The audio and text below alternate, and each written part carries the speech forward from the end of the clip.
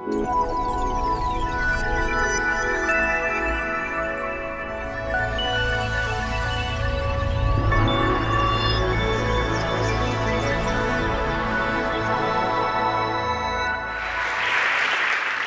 of some new factors in technology, demographics, and the global economy, we're moving into a new period in human history where profound changes to the way that we orchestrate capability to create goods and services in society, to innovate, to govern ourselves, to learn, that profound changes in these are now possible.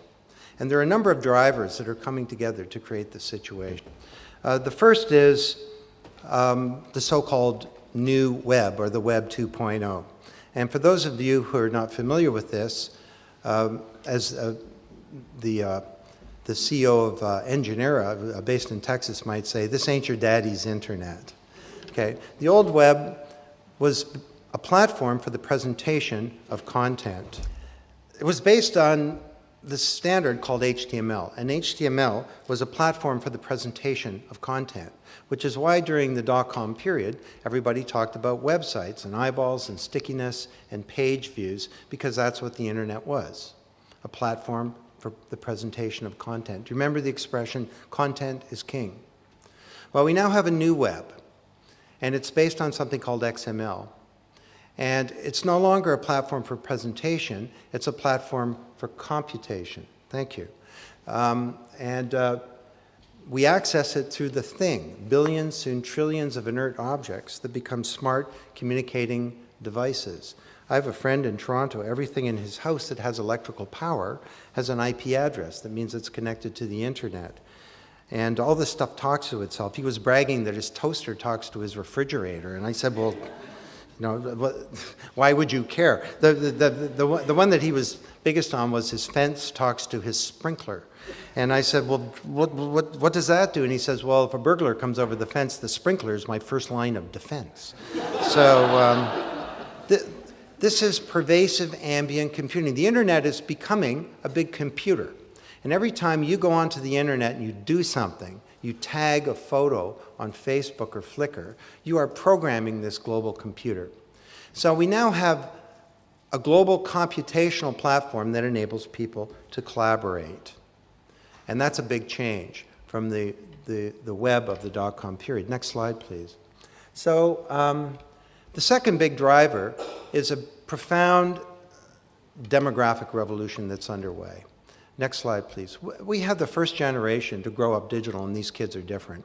I started studying young people as a generation about 15 years ago when I noticed how my own children were effortlessly able to use all this sophisticated technology. At first I thought, my children are prodigies.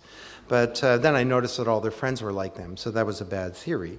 So I began working with 300 young people, and I wrote this book a dozen years ago. Next, please. Flash forward 12 years, this generation is not just growing up digital, they've grown up digital, and they're different. This is a generation that as they come into the workforce, the marketplace, society, as they become citizens, there's no more powerful force to change every institution. These institutions that are now unfrozen because of this current crisis. Exhibit A, they just elected their first president of the United States. And that's not my point of view only, that's the president's point of view as well. Next, please. So this is the first generation to be bathed in bits. Computers, the internet, interactive technologies are part of the experience of youth. And time online is not taken away from hanging out with your friends, learning the piano, talking to your parents, or doing your homework.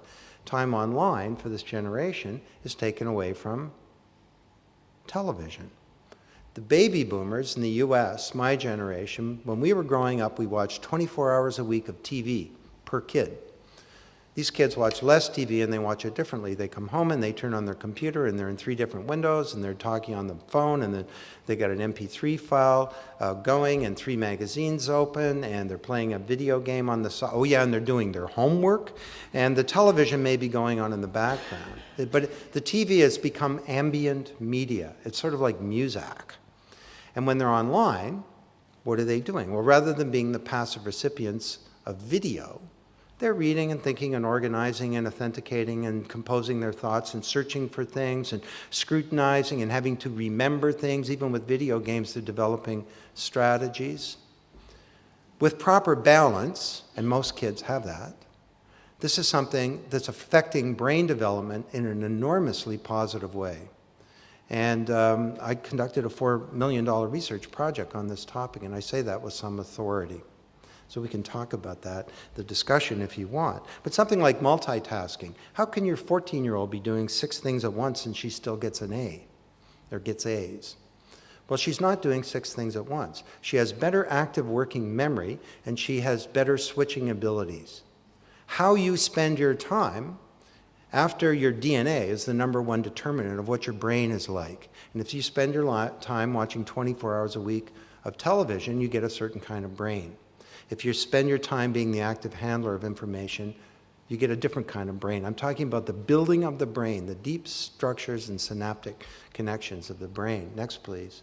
Further, this is the first time in human history when young people are an authority about something really important. When I was 11, I was an authority on model trains. Today, the 11-year-old at the breakfast table is an authority on the digital revolution that's changing business, commerce, government, learning, publishing, every institution in society. In the 60s, we had a generation gap. Big differences between kids and parents over values and lifestyle and ideology and so on. That doesn't exist so much today. Kids and parents get along pretty well. Look at your iPod and your kid's iPod. There's overlap. My parents didn't even like the Beatles, let alone the Stones or the Doors. I mean, what we have today, next please, is what I call a generation lap, where kids are lapping their parents on the info track. And if you have a teenager in your house, you know what I'm talking about. This changes authority in the family. The only time we've come close to this is with immigrant kids who knew the local language, but it's never happened as a generalized phenomenon. What does it mean for the kids to know more about the biggest innovation in learning ever than their teachers?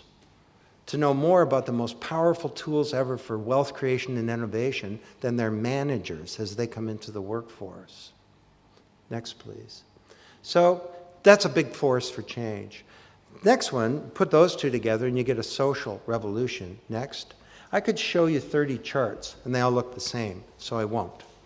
But they all show the old HTML website in red being eclipsed by the XML-based community in blue. The old one thought the internet is about the presentation of content. The new one understands the web is about creating a platform whereby people can self-organize and create vibrant communities. Next, please. So YouTube beats MTV, and Facebook beats Match.com. And next, please. And Wikipedia is a huge problem for Britannica. Next, please. So what's going on here? Well, I'll tell you a quick story. It was 2 years ago, and I gave my son, Alex, who was 20 at the time, for Christmas, I gave him an advanced copy of Wikinomics. The book had just come out. I gave him other things, too, okay? But, and he said, thanks, Dad. He went off, he started reading the book. He came back a couple hours later. He said, hey, Dad, this is a good book. It's like he's surprised or something. He said, I think I'll create a community on Facebook. I said, do you mind if I watch? 15 minutes later, he's created the Wikinomics community. 15 minutes after that, he has 6 members. By the time we're eating turkey on Christmas night, he has 130 members in 7 countries, 7 regional coordinators for the community. He has a president, a secretary, and a chief information officer. He sent out a PDF of the first 2 chapters of the book. I'm the big authority, right? Before I'm eating turkey, I got kids writing back in saying, Mr. Tapscott, we found problems with your book. And the community is placing demands on me. One kid writes in and says, how exactly is Mr. Tapscott going to be contributing to our community? It's like, what is this? 2 words, self-organization. Self-organization has been around throughout human history. Language was a function of self-organization. There was no central committee of the English language that said this will be called a glass. It just kind of happened. But what used to take place over millennia or years can now happen over months or on a single Christmas day. I never could have created a community of 130 people in 7 countries when I was 20, regardless of what I did. Next. So You put those together and you get an economic revolution that gets to the point that I want to make. Next, please. Throughout the 20th century, we created wealth through traditional vertically integrated and command and control organizations that did everything from soup to nuts. And a Nobel Prize-winning economist named Ronald Coase, 70 years ago, he was based in London, wrote a deceptively simple paper. And he asked the question, why does the firm exist? If Adam Smith is right, the open market's the best mechanism to determine how goods and resources and information are allocated in an economy, why isn't everybody an independent contractor at every step along the way in production? And he said the answer is collaboration costs.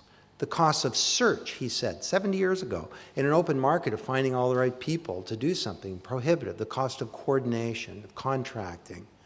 Next, please. So Henry Ford had within the boundaries of the Ford Motor Company a power plant, shipping company, steel mill, because the costs of collaboration in an open market were greater than the cost of doing things inside the boundaries of corporations. Then along came information technology, and the boundaries of corporations became more porous. A couple of decades ago in a book called Paradigm Shift, I described it as the extended enterprise. Next. Then we had the rise of the internet, and vertically integrated companies began to unbundle further into focus companies that work within networks, business webs. Cisco understood this. They succeeded. Their competitors did not and fell behind. Next. And now collaboration costs are dropping to the point where peers can come together and create value. So if you can create an encyclopedia with 1 million people that's 10 times bigger than Britannica, I wouldn't use it as a reference because it's constantly changing, but overall the quality is pretty good by most of the studies that have been done. Nature magazine said the error rate in science is comparable to Britannica. Then what else could you create? Could you create an operating system for computers? Well, the Linux operating system is owned by nobody, created by a bunch of volunteers. It's the dominant operating system for medium and large computers. And it has some big customers like China. Could you create a bank? Yes, last night with a group of bankers, one of them said to me the most interesting thing that he has going on at this meeting, a dinner meeting we were having, was a thing called Zopa. It's peer-to-peer banking. You can't get a loan from a bank these days, so people are now self-organizing to create essentially a peer-to-peer bank. So this is a new age of participation where people can now participate in the economy in ways that are unthinkable. You can not only read the encyclopedia, you can write it. You can not only watch the evening news, you can go onto current TV, create a news clip, and half of all of their content is user-generated. You can save lives in a crisis. During Katrina, the authorities responded badly, so people self-organized. On Google Maps, women in second floor of house, water 8 feet and rising. She's in a wheelchair, 2:22 p.m. lives were saved. What an exciting time in human history. Next, please. So to try and pull this together for you, here's an example. It's a company called Goldcorp. The reason I know this guy, his name is Rob McEwen, he's my neighbor. And he took over a gold mining company, and his geologist couldn't tell him where the gold was. And after a few years, he was so frustrated, he couldn't go into production. He was ready to shut the thing down. But he had an epiphany one day. He wondered, if my geologists don't know where the gold is, maybe somebody else does. So he did a radical thing. He published his intellectual property, your biggest secret in the mining industry, your geological data. And he held a contest called the Goldcorp Challenge. $500,000 in prizes for anybody who can tell me, do I have any gold? And if so, where is it? He got submissions from all around the world, 77 of them. They used techniques that he'd never heard of. And for his $500,000 in prize money, he found $3.4 billion worth of gold. And the market value of his company went from $90 million to $10 billion. And I can tell you, because he's my neighbor, he's a happy camper. So next, please. So he embraced some new principles that I think that now that we have this crisis, we need to bake into all of our institutions. Peering. Conventional wisdom is that talent is inside your boundaries. He should have fired his head of geology, right? Because he was the authority. No, he didn't. He peered. He said, I wonder who their peers are. Some of the best submissions didn't come from geologists. They came from computer scientists, engineers. He had chemists giving organic solutions to this problem. The winner was a computer graphics company that built a three-dimensional model of the mine. He was open and transparent. He stood up in front of the world and he said, I'm the CEO of this gold company, and I don't know if we have any gold. He shared his intellectual property. Isn't that socialism? No. It turns out you need a portfolio of IP, some that you own and protect and others that you may place in the commons, and that's the way to compete. And he didn't think global and act local. He acted globally. He viewed the world as his geology department. Next, please. So to bring this home to the current crisis, this is a real mess. And if we don't fix this thing, this is not about unhappy people and governments falling. This is the stuff of serious discord and possibly of revolution. Our traditional authorities and oligarchies of knowledge failed us, and our traditional models failed. Let's apply this thinking to the financial market. What ought to be done? Next, please. Well, let's apply these principles. Peering. Why don't we have a G20 of the leaders of the financial industry to get together to find a peer solution to this problem rather than the financial industry just being the recipients or the victims of regulation? Next, we have transparency. A big problem with the whole crisis is that there was opacity baked into all of our models. These CDOs, collateralized debt obligations, investors had no idea what they were buying. They should be able to fly into them and drill down and know what's happening. Next, we should share our intellectual property. Risk management should be placed in the commons. We need a Linux or a human genome of risk management. Oh, but our proprietary risk models and data and algorithms are the foundation of our competitive advantage.